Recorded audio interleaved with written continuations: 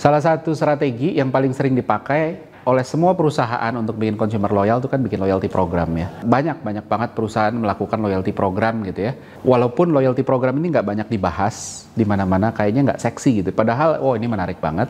Bikin orang loyal itu sulit dan makanya akhirnya orang nyontek gitu ya. Oh kalau si itu bikinnya gini, si itu bikin gitu. Nah ketika nyontek kadang-kadang kita melakukan tapi tanpa ngerti di baliknya dan akhirnya salah. Hari ini kita bahas. Halo, saya Ignatius Untung, selamat datang di Marketing.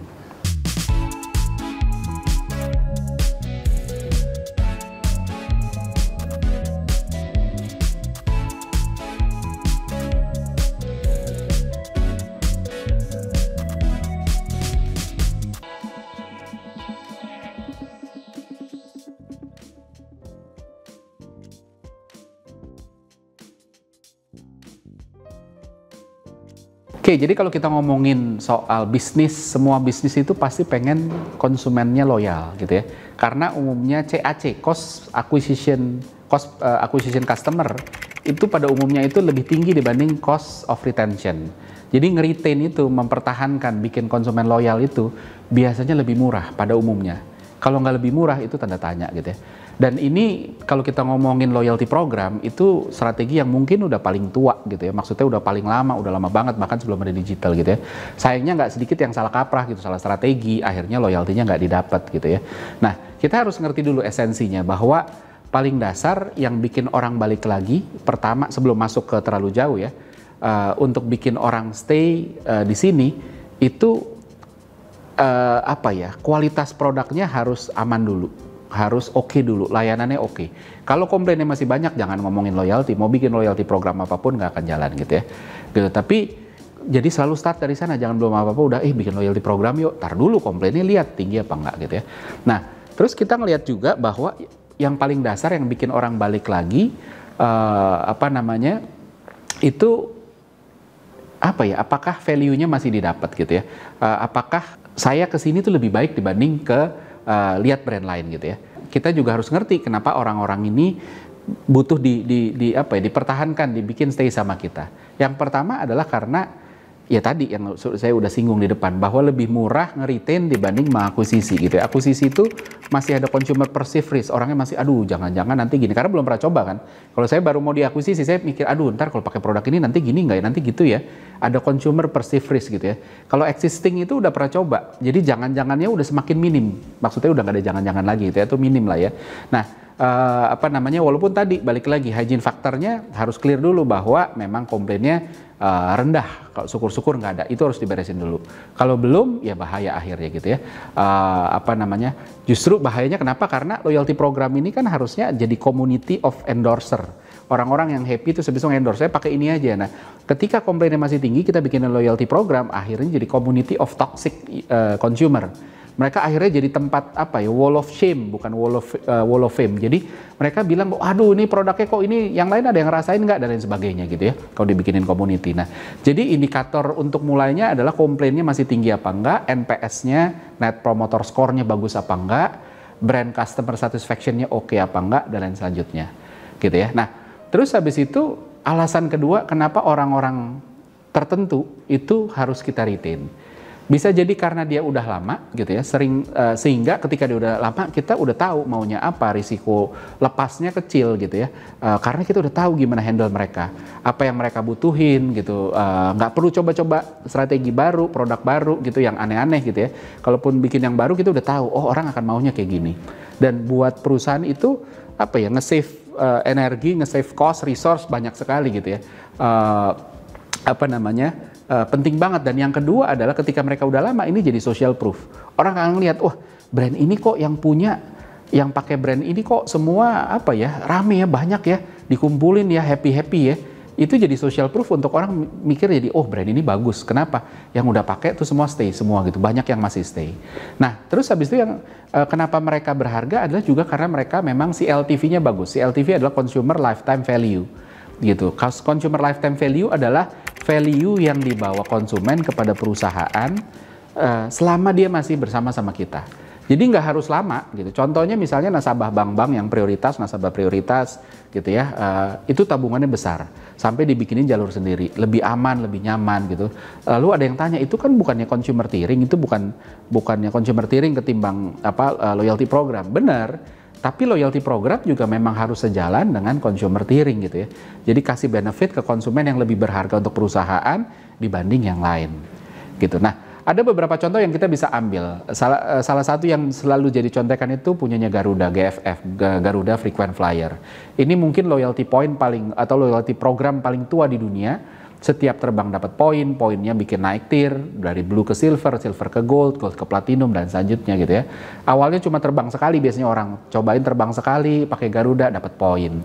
Lalu habis itu terbang lagi, terbangnya biasanya di bisnis trip, jadi dibeliin kantor gitu ya, pakai Garuda. Terbang lagi dapat poin lagi. Lama-lama poinnya kan naik gitu ya. Tiernya udah naik dari blue ke silver gitu. Terus habis itu orang mulai nggak lirik lagi yang lain karena aduh saya udah punya GFF nih, udah punya frequent flyernya Garuda nih gitu ya.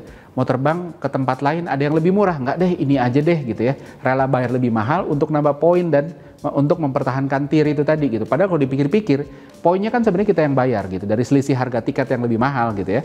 Biasanya yang kasih loyalty point itu lebih mahal dibanding yang tidak kasih loyalty point. Nah, segitu powerfulnya loyalty program, bikin orang jadi nggak rasional, bayar lebih untuk dapat poin, padahal ya itu tadi sama aja gitu ya.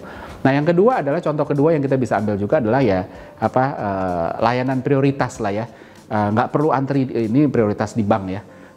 Nggak perlu antri teller gitu kan, ada ruangan sendiri, tinggal duduk nunggu gitu. Awalnya untuk keamanan karena biasanya transaksinya nilainya besar gitu ya, resikonya besar gitu. Tapi ini juga bikin nyaman karena toh ini juga konsumen berharga. Nah, salah kaprahnya apa? Salah kaprahnya adalah banyak orang mengimplementasikan loyalty program, tapi sebenarnya itu reward program, bukan loyalty program. Benar bahwa orang yang mau kita retain, mau kita bikin loyal, itu harus di reward. Tapi ini dua hal yang tidak selalu sama gitu. Jadi harus hati-hati. Bikin loyalty tapi akhirnya nggak loyal gitu ya. Paling sering kesalahannya adalah ketika berpikir loyalty program itu adalah bikin poin. Namanya loyalty point. Tapi bisa ditukerin, di-redeem dengan produk, dengan layanan. Misalnya ditukar dengan tiket, kalau misalnya tadi kita berbicara penerbangan gitu ya, atau ditukar voucher belanja. Kenapa buat saya ini salah kaprah? Karena kalau loyalty point, buat saya ini reward, bukan loyalty gitu. Benar bahwa orang ngumpulin poin dan bertransaksi lagi, karena apa, saya udah punya poin, wah saya belanja sini lagi deh supaya balik. Tapi ketika poinnya bisa ditukarkan dengan sehabis-habisnya, maka udah nggak ada alasan untuk stay. Saya misalnya punya poin, anggap aja ada 1 juta poin ke supermarket A gitu ya. Terus habis itu poinnya saya bisa pakai abisin buat motong belanjaan saya. Begitu poinnya 0, the moment poinnya saya redeem jadi 0, habis itu nggak ada gunanya lagi saya stay di sini. Maksudnya nggak ada alasan saya untuk stay karena udah nggak ada lagi yang nahan saya di sini. Poinnya juga udah nggak ada gitu ya. Kalau mau ngomong ngumpulin poin lagi, ya poinnya juga masih 0. Kenapa nggak ngumpulin poin di toko sebelah aja gitu. Jadi harus hati-hati. Loyalty point itu tidak selalu, atau loyalty point walaupun disebut loyalty point, tapi tidak selalu sebenarnya itu berjalan sebagai loyalty program. Kebanyakan malah jadi reward program. Nah, esensi yang harus dipegang ketika kita bikin loyalty program adalah yang pertama, loyalty program itu adalah tentang meng-create exit barrier. Namanya loyalty program ya harus bikin orang nggak kemana-mana. Dikasih rintangan supaya orang nggak keluar gitu ya. Bukan cuma pas poinnya ada, tapi bahkan ketika poinnya udah habis gitu. Jadi itu penting banget. Nah, caranya gimana gitu ya? Kasih benefit yang cuma bisa didapetin di segmen itu. Misalnya gitu ya, kalau terbang, kalau kita pakai loyalty programnya airline gitu ya, kalau dia tiernya udah platinum, which itu didapatkan dari loyalty program setelah terbang sering banget gitu ya, dia boardingnya duluan bareng sama bisnis class, bahkan check-innya di jalur bisnis class gitu ya, nggak rame-rame antri panjang bareng yang ekonomi gitu kan, masuk imigrasinya pun prioritas, jadi cepet duluan, bisa milih kursi duluan gitu ya, atau bahkan bisa ditawarin bisa reschedule flight dengan potongan biaya atau bahkan tanpa biaya, bebas reschedule flight misalnya. Kalau ada travel fair, sekarang kan banyak travel fair ya, itu dapat akses duluan hari pertama khusus misalnya buat consumer yang udah di level platinum gitu kan, besoknya baru umum misalnya dan lain sebagainya. Nah, benefit-benefit tadi ini bisa kita lihat dari dua sisi. Pertama, benefit fungsional, nggak capek antri gitu ya. dan macam-macam. Yang kedua adalah, dan ini yang sering underestimate sama para pebisnis, itulah benefit emosional. Jadi rasa bangga, boarding duluan itu rasanya beda gitu ya. Kalau buat yang belum mampu naik bisnis, terus somehow dapat kesempatan naik bisnis, boardingnya duluan, wah itu beda. Rasanya beda, bangganya beda gitu ya, karena ini kayak orang-orang udah, biasanya kan kalau di airport gitu ya, orang belum dibuka gate-nya aja udah antri panjang. Yang antri siapa? Ekonomi, bisnis mah duduk. Karena apa? Ngapain gue diri-diri, ntar juga gue duluan kok masuknya kan gitu ya. Jadi itu juga dihargai sama orang.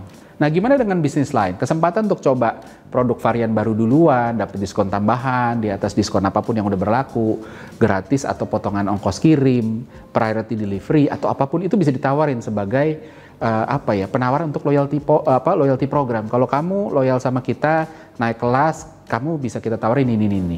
Intinya adalah kita harus kasih sesuatu yang lebih dari yang lebih ke konsumen lain yang nggak bisa yang berharga ketimbang konsumen yang biasa-biasa aja, dan bikin fasilitasnya ini nggak hilang bahkan ketika poinnya di redeem. Jadi kalau ini nempelnya ke poin nggak apa-apa, silakan ditempel sama poin, tapi fasilitas ini baiknya jangan bergantung sama poin. Ketika poinnya di redeem, ini harusnya tetap masih ada, bahwa ada syarat masih harus rutin belanja dalam periode tertentu, misalnya dalam sebulan terakhir, seminggu terakhir, untuk mempertahankan TIR, itu nggak apa-apa gitu ya. Nah terus abis itu kita juga yang harus dikonsider ketika bikin loyalty point adalah kita harus reduce entry barrier. Kalau tadi itu kan exit barrier-nya dinaikin, entry barrier-nya diturunin. Barrier paling besar untuk orang ikutan loyalty point itu adalah kayak snowball effect ya. Awalnya nggak ada iketan gitu ya. TIR-nya masih rendah, nggak ada dorongan untuk bertransaksi. Seiring makin sering bertransaksi, makin punya alasan untuk wah saya pakai deh gitu ya. Makin tinggi TIR-nya, makin ada dorongan untuk lebih bertransaksi. Jadi loyalty program itu juga punya entry barrier gitu ya. Dan yang bisa dilakukan, kita bisa bikin keterikatan di awal. Kasus reward, saya punya satu kasus reward point, ada satu coffee shop lah ya. Gitu. Jadi kan biasa ya kalau kita beli boba, beli coffee shop suka dikasih kartu, ada kotak-kotak atau bulatan-bulatan, beli satu di stempel. Nih Pak bawa, nanti nextnya transaksi balik lagi nanti di stempel lagi gitu ya. Nah ada satu kasus bulatannya 8, artinya setelah dapat 8 stempel, setelah 8 kali bertransaksi, terus dapat yang ke-9 gratis kan gitu ya. Nah permasalahannya begitu orang datang di stempel 1 masih harus ngejar 7 gitu ya. 1 tuh nggak sebegitu menarik buat mereka, nggak sebegitu bernilai untuk mereka harus ngejar 7 untuk dapat ke 8. Nah maka dari itu ada eksperimen, kartunya ini dirubah gitu ya, kartunya dirubah, ketimbang dibikin 8 dibikin jadi 10. Loh kok jadi 10? Jadi makin berat dong ya. Nah tapi dikasih beli pertama kali dikasih 3 stempel gitu. Jadi begitu orang datang transaksi pertama gitu ya, dan ini bisa dimainin gitu ya. Si pramuniaganya yang bisa bilang kayak, Pak karena Bapak baik saya kasih 3 deh, tapi jangan bilang-bilang ya. Padahal itu udah standar perusahaan. Dikasih 3 gitu ya. Sama-sama masih harus ngejar 7 karena yang harus dikejar sekarang 10. Dari 1 ke 8 itu kan harus ngejar 7. Dari 3 ke 10 harus ngejar 7. Jadi sama-sama harus ngejar 7, bedanya yang awal, yang 8 itu cuma punya modal 1, yang kedua ini punya modal 3 gitu ya. Jadi ada rasanya salah kalau aduh gue udah punya 3, masa gue ngusin sih? Maka orang lebih mau balik lagi dan memperlakukan ini. Nah, itu kasus reward gitu. Nah, kalau kasus loyalty bisa dibikin mirip gitu ya. Instead of orang start dari nol, dari bawah gitu ya, nggak ada dorongan untuk naik gitu ya. Kenapa nggak mulai langsung di tengah-tengah gitu ya? Misalnya ada 5 level gitu. Dari 5 level ini misalnya kalau level 1 yang konsumen masih baru, ya dia nggak ada sesuatu untuk terus habis itu dia bisa dapetin, dia harus naik ke level 2, level 3 dan selanjutnya untuk dapat layanan lebih. Nah, kenapa nggak misalnya begitu masuk, yuk kita taruh level 3 dulu, komunikasinya bisa dikemas menarik, bilang selamat ya kamu terpilih nih untuk langsung level 3 nih, nggak semua lo bisa begini gitu ya. Biasanya butuh transaksi segini untuk bisa sampai sini, atau rata-rata orang butuh setahun baru bisa ke sini gitu ya. Kita kasih upgrade langsung ya, dinikmatin deh ya. Tapi abis itu setelah dia ngerasain enaknya di level 3 gitu ya, diajak transaksi terus, dibilang yuk transaksi terus yuk supaya tetap bisa mempertahankan fasilitas ini gitu ya. Jadi bikin orang ngerasain dulu, abis itu baru orang akan mau berjuang atau mempertahankan dan meningkatkan. Jadi ini yang namanya endowment effect. Jadi kalau orang udah ngerasa punya sesuatu, orang akan menghargai ini lebih ketimbang ini belum jadi punya dia. Gitu. Jadi Jadi itu salah satu cara juga. Nah yang terakhir adalah kita bisa menggoda ke atas, bikin orang dimanapun levelnya dia sekarang digoda ke atas. Pertama bisa dengan leaderboard. Leaderboard itu manfaatin orang lain untuk bikin kompetisi. Tunjukin posisi mereka dibanding orang-orang lain itu gimana. Bilang, oh Anda tuh masuk 32% teratas pengguna kita. Atau bisa juga, ayo transaksi 5 kali lagi Anda bisa naik ke 30% teratas kelompok kita gitu. Setelah naik dikasih selamat, bikin orang termotivasi. Yang kedua tunjukin progres. Orang butuh benchmark berapa lama sih untuk, atau berapa bagus sih saya gitu ya. Kasihin seberapa dia compare tuh orang lain gitu ya. Misalnya, oh 35% orang seperti kamu mencapai posisi ini dalam waktu yang sama seperti kamu. Yuk pertahankan terus gitu ya. Atau 30% orang seperti kamu 2 minggu lebih cepat dari kamu untuk mencapai posisi ini. Ayo jangan mau kalah, kejar terus gitu kan. Atau sebaliknya 70% orang seperti kamu butuh 2 kali lipat lebih lama untuk mencapai posisi ini dibanding kamu. Selamat ya, kamu luar biasa nih dan sebagainya. Jadi itu bisa dilakukan. Nah yang ketiga juga experience. Experience apa? Bikin orang bisa bayangin, bahkan rasain kalau naik kelas itu gimana gitu ya. Jadi ditunjukin dengan foto, dengan video, dengan testimoni, apapun gitu ya. Kasih kalau perlu kesempatan untuk 1 hari naik kelas yuk. Cobain layanan lebih dalam waktu 1 hari. Atau goda dengan konten yang gambarin enaknya di kelas atas tuh kayak gimana sih. Nah dengan begitu orang jadi mulai, saya mau balik lagi, cobain lagi dan sebagainya. Gitu. Nah seperti biasa ada kuis, pertanyaannya sebagai berikut.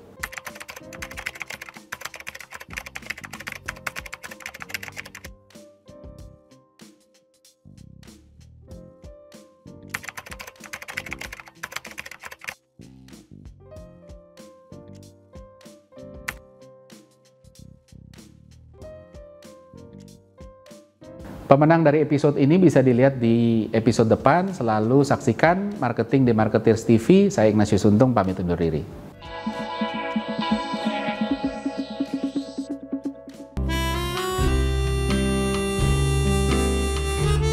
Gimana? Seru-seru kan videonya? Kalau suka, jangan lupa komen dan like ya. Masih banyak juga nih video-video yang keren-keren lainnya, gitu kan? Dan jangan lupa subscribe juga Marketers TV di sini nih.